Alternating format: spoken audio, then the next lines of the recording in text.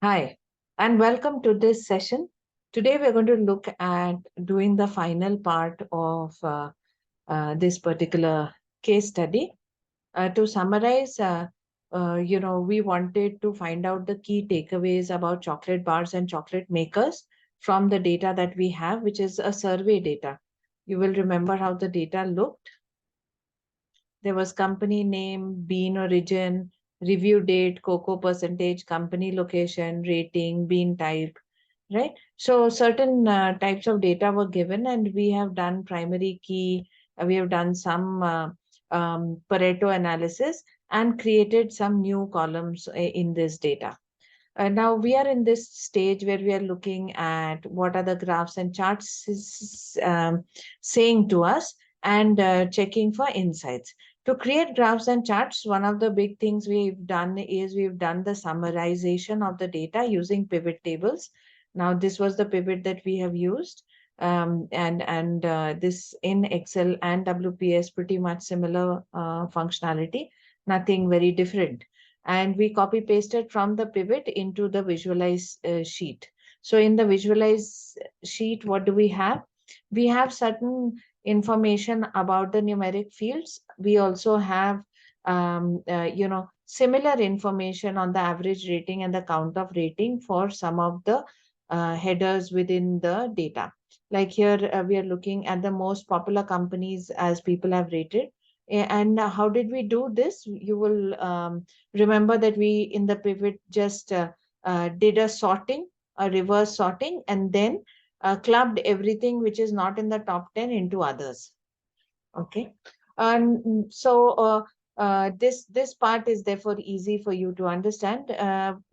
I just wanted to know which are the companies where the people have given them rating which is above the average rating of the whole data. And therefore, for this, a very simple formula, the whole data has rating of 3.19 on an average. So the average rating for Soma, is it greater than equal to 3.19? Yes or no? Right? So this was the simple formula that I've put. And therefore, I get a set of organizations and companies which are below the rating that we would want on an average. So here is one, there are 22 people and they have given a 3.17 rating. And then you have another one here, Hotel Chocolate. And here you can again see the average rating is 3.19 for the whole data, but this particular company has got a rating of 2.97. So definitely this is below par, right? The same type of work is done for percentage cocoa. So, I'm just making this bold. The percentage of cocoa is divided into segments, which we did by grouping in the pivot table, the count of ratings, and if these ratings were below or above. So what are the other things we can see? That whenever the rating is above, the percentage cocoa is above 80%, it would be very bitter, and therefore the average rating is actually less. But interestingly, at this point, which is less than 59 also, you will notice that the ratings are low, right? So if we were to look at it, so people don't seem to like either very less cocoa nor very high level of cocoa.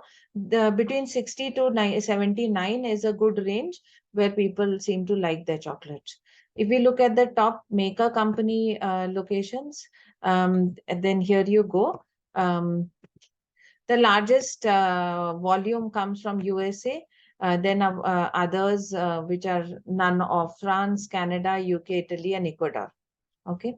Again, here we can see that the UK chocolates seem to have less rating, as well as USA chocolates, both of which on an average seem to have less than 3.19. Also Ecuador. Okay. So which are the best chocolates if you were to consider? They seem to come from France, Canada, and Italy when it comes to average rating of the chocolates. When these reviews or surveys were taken across multiple years, so here is another cut on the data where we are looking at the ratings of different years. Again, what we find is the very early ratings seem to be lower, and the ratings of 2012 also seem to be lower. But after 2013, people who have come in have been consistently rating, values a bit higher. Okay. So now the question becomes, how can we create some graphs and charts? Now, here I've picked up WPS because we've seen that in Excel, it's very easy to create multiple types of graphs and charts. But in WPS, there are some limitations if you have got the free version, which is what I have.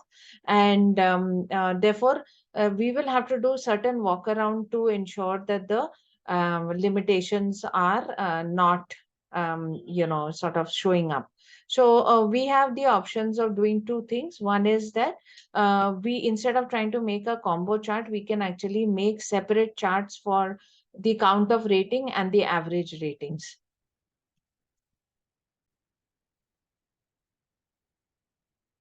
So let's try to make a chart of our choice. So for the first one, the first thing to do is to look at the top 10 items. The others is much larger in size, right? So we're going to end up with a big skew.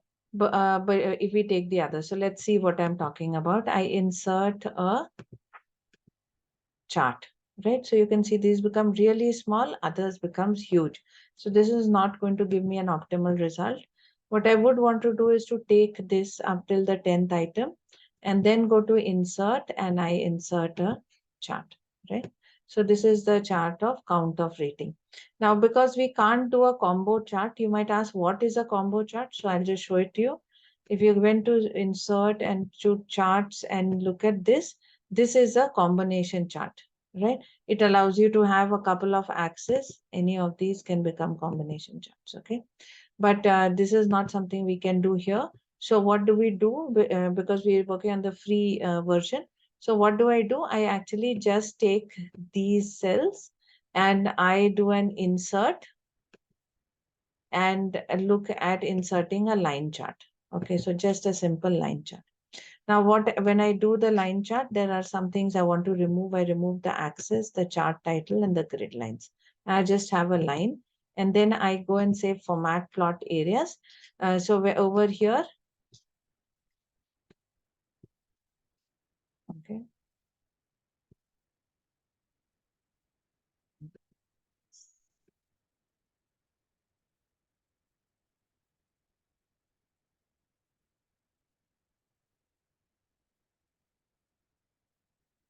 Chart area, then now transparency, I increase it to 100%.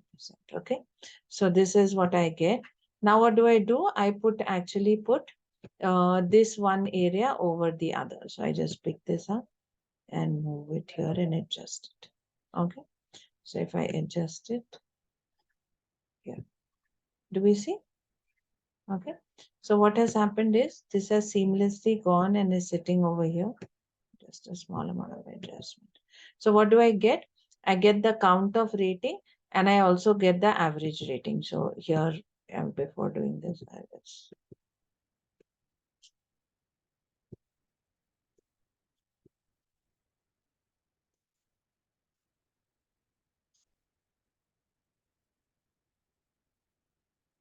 so edit this. What do I want in the title? I want to say count and average.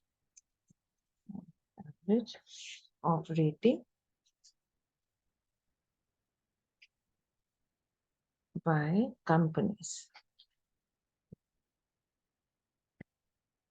Popular companies.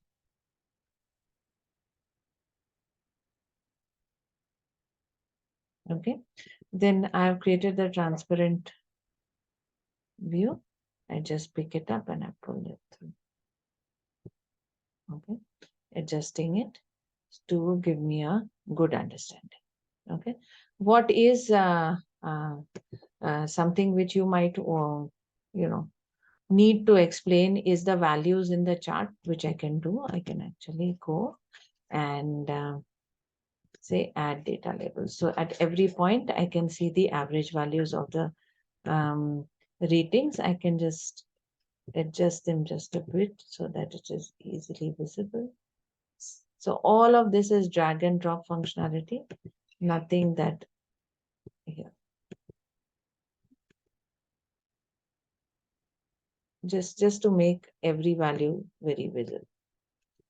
Okay, I'm trying to make every value easily visible. So this what's happening. It's clearly telling me this particular company a rate is 3.53. Okay, so here I can go and check. There is 3.53 as the average rate. Okay, so this amount of a small amount of adjustments we'll have to keep doing. That's it.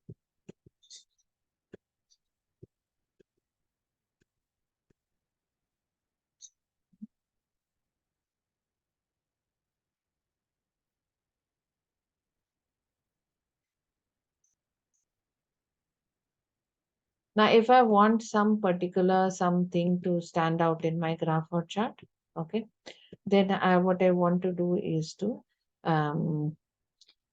maybe color this differently. Now, what is it that I can see?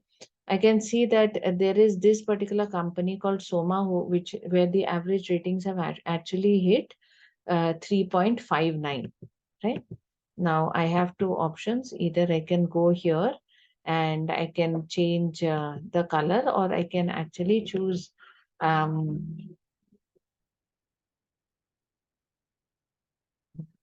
um, you can see over here. I can decide to increase the size just a bit. Okay. Why have I increased the size? Because I actually want um,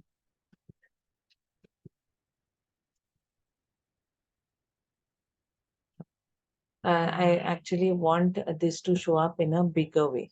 Okay, because this has done actually much better than the other companies, right? So if I want to make any such thing stand out, there is another option too, which is actually I can go and insert some kind of shape. Okay, so when we talk about inserting shape, suppose I want to make this shape, I can actually go and do like this. Okay, and I can say the shape fill. I want nothing to fill. I want the shape outline to be red. Okay, and shape fill actually to be.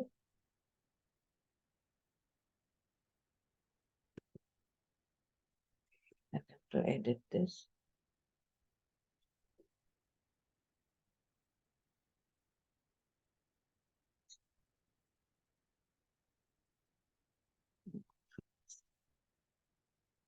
We've done a solid fill and just make it a no. Yeah. So this is a way to make 3.59 highlighted. I could have done something else too. I could take a shape from here and have said this is to be highlighted. So again, the process remains the same. I can go and put the shape outline. I can choose a color of my choice. Okay, the standard colors in the shape outline. And then I can look at the fill. I actually don't want to fill. I just want this. Okay. So a lot of these types of things can be done for you to emphasize what's there on your graph or chart and ensure that people get a very good understanding of what you're trying to convey. Okay. So what is the comment or the insight that I want to draw over here? I will add a few lines and write my comment. Okay. So, or should I write inside one? Okay. Soma and Arete are the top performers among.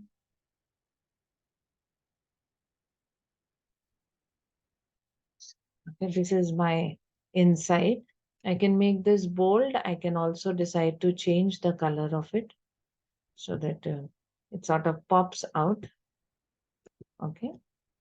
When I look at percentage cocoa, again, that is the way to do it. First, create a graph here and create a graph on the average of the ratings and then, work with creating a transparent overlay. So insert chart, count and average.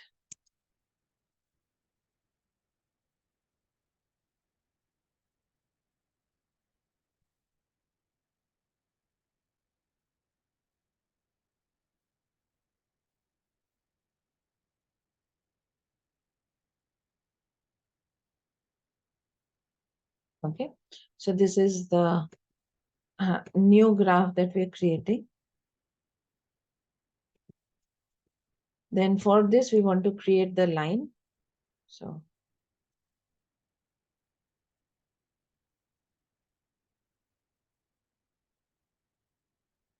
this is a chart line. Then we want to create the transparencies. So we say we don't want to see the axis, we don't want to see the chart tile, we don't want to see the, okay. Then this area, see there are some options that are given, but no, we really don't want to mess up here. What we want to do is the background plot.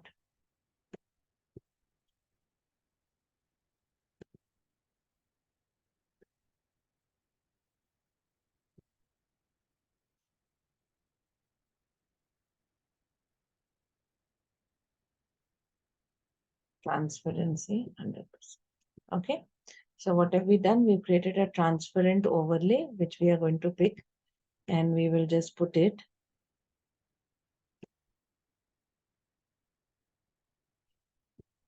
and we will just match it.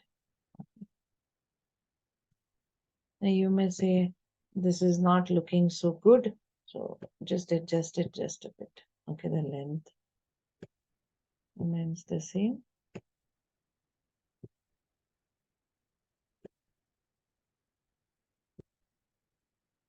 Okay, that's what we want to do.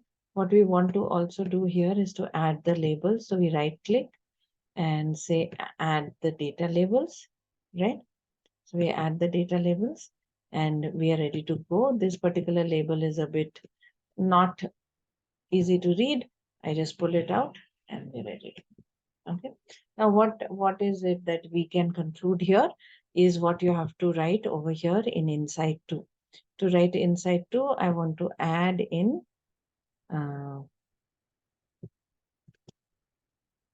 some rows to push this down. Let's say insert row below. Okay.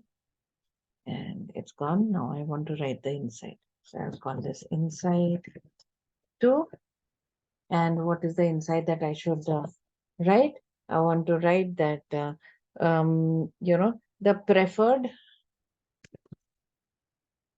the ratings on the preferred percentage value between 60 to 79%. So anything above that is getting low rating. Anything below that is also getting low rating. Now here, I just change it, make it bold so that it stands out. And that is it. At the end of the project, one thing which I will do is all my insights, I'd like to take it to the summary sheet and just write them here. Okay.